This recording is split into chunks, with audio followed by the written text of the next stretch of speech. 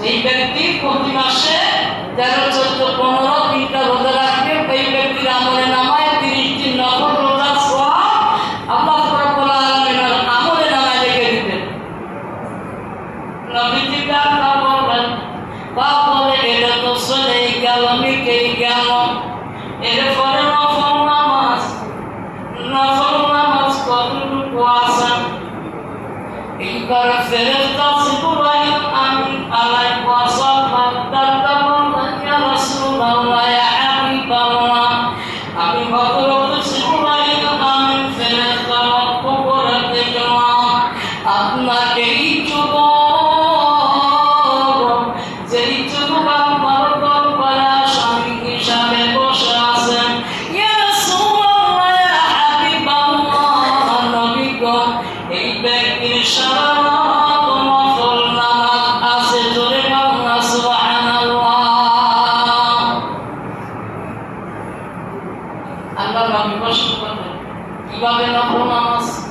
বলে 13 এবং 14, 15 তারিখে 3 দিন রোজা রাখার পর এই ব্যক্তি 3টা রাত্রিতে আল্লাহর নফল ইবাদত করে।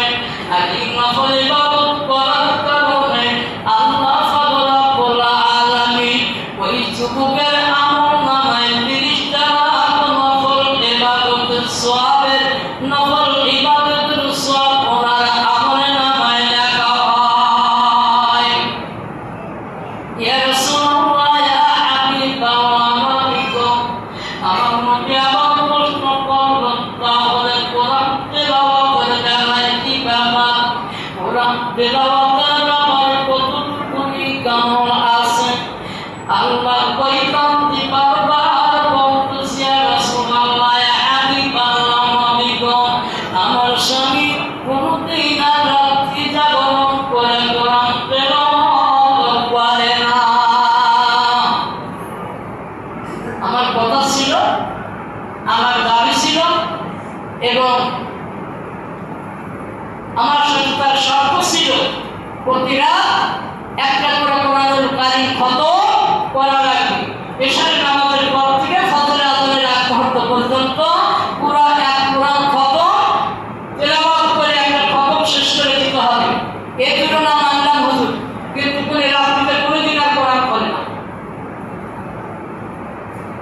আল্লাহ নবী ডাক্তা বললেন, ভাই জিবরাইল, এইবার বাকি আবার বড় সুবুকানি কামলে, এইবার বুঝিয়া দেখো সুবুকানি কামলে কোরআন তেলাওয়াতের সওয়াব কতটুকু আছে।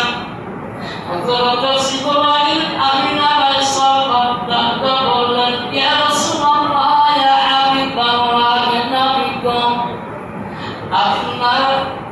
আপনার উম্মতের সেই যুবককে আপনি আসামি বানায় রাখছেন, এই যুবক কোন রাত্রি কোরআনুল কারীম তেলাওয়াত বন্ধ রাখে নাই।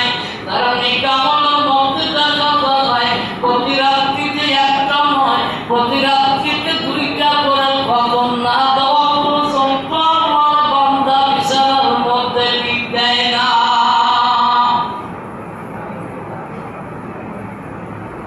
আল্লাহ নবী বলেন, কি করে সম্ভব?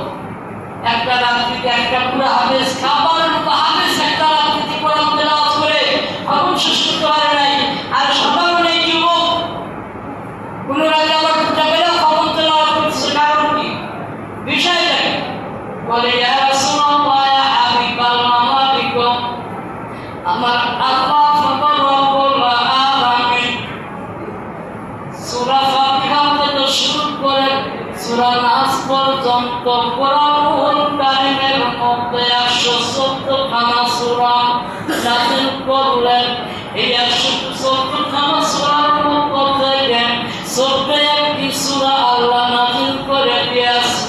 ইয়া রাসূলুল্লাহ ইয়া হাবিবাল্লাহ, নবী গো, যেই সূরাটা দিয়া আপনি একজন ইহুদিকে আপনার বসাবার জন্য একটা ইহুদির কষ্ট করবার জন্য যেই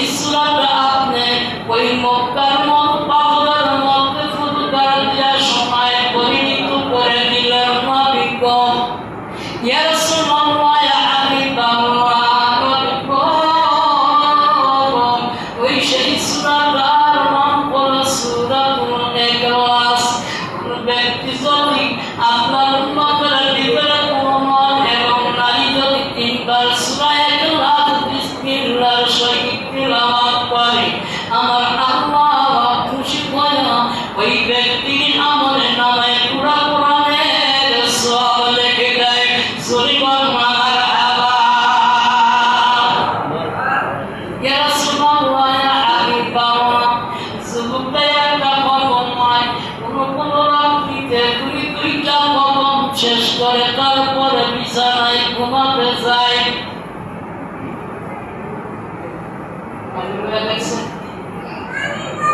আমি আলোচনা করলাম আজকে দিয়া কোন বিষয়ে? বিষয়টা হলো রমজান মাস ব্যতীত প্রত্যেকটা মাসে 3টা করে রোজা আছে এবং নফল নামাজ আছে। এই আমলগুলো যদি কোনো ব্যক্তি করে, ওই ব্যক্তির আমলে নামায় আল্লাহ তাআলা পুরো মাস নফল রোজা রাখার সওয়াব এবং নফল নামাজের সওয়াব এবং পুরো কোরআন তেলাওয়াতের সওয়াব আল্লাহ রাব্বুল আলামিন ওই ব্যক্তির আমলে নামায় লিখে দেন। এগুলো সহজ না কঠিন? কথা বলেন, সহজ না কঠিন? সহজ আমল। আল্লাহর জান্নাতে যেতে কষ্ট লাগবে না। আল্লাহ জান্নাত তৈরি করেছে আমাদের জন্য, আবার জাহান্নাম তৈরি করেছে। কিন্তু জাহান্নামে যেতে অসংখ্য কষ্ট করা লাগবে, মেহনত করা লাগবে, পাপ কর্মতে লিপ্ত হওয়া লাগবে। আর জান্নাতে যাওয়ার জন্য অত কিছু করা লাগবে। জান্নাতে যাওয়ার জন্য আল্লাহর কোরআনকে আপনি ধরছেন, কোরআন আপনি পড়তেও জানেন না। আমি বলি কোরআন আপনি পড়তেও জানেন না। এই কোরআনকে ওযুর সহিত যদি আপনি কোরআন নাম ধরেন, কোরআনকে এরকম করে একবার কপালে, দুইবার মুখে দিয়া চুমা খান, এই চুমা খাওয়ার কারণে কোরআন কবরে আপনাকে সুপারিশ করবে। আর এই কোরআনুল কারীমের মধ্যে একটা সূরা আছে গো বাবা, সেই সূরাটার নাম হলো সূরাতুল মুলক। ওই সূরাতুল মুলক যদি কোনো বান্দা এবং কোনো বান্দী, কোনো নারী এবং কোনো পুরুষ যদি ইশারের পর তেলাওয়াত করে ঘুমায়া যায়, ওই রাত্রি যদি ওই যুবক এবং যুবতী, নর এবং নারী যদি মারা যায়, আমার আল্লাহ রব্বুল আলামিন সাক্ষী বলেন, বান্দারে আমি ওই বান্দা অথবা ওই বান্দির আমলে নামায় এমন সুন্দর একটা পাখি দান করে দেন। ওই বান্দা অথবা ওই বান্দির লাশ যখন কবরের মধ্যে রাখা হবে, রাখার সঙ্গে সঙ্গে আত্মীয় স্বজন ভাইকে তার মাটি চাপা দিয়ে চলে আসবে। এমন সময় ডান দিকে দিয়ে আমনকার ফেরেশতার, বাম দিকে দিয়া নেকির ফেরেশতা আক্রমণ করবে।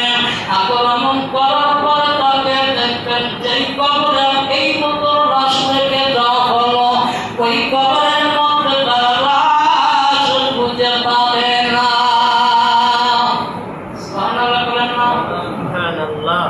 কষ্ট লাগে? সুবহানাল্লাহ কষ্ট লাগে?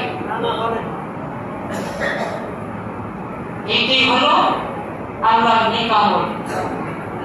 আমি আপনি যদি এতটুকু কষ্ট করতে পারি, মেহনত করে আমল করতে পারি, তাহলে আপনার জন্য আমার জন্য কি জান্নাতের দরজা খোলা।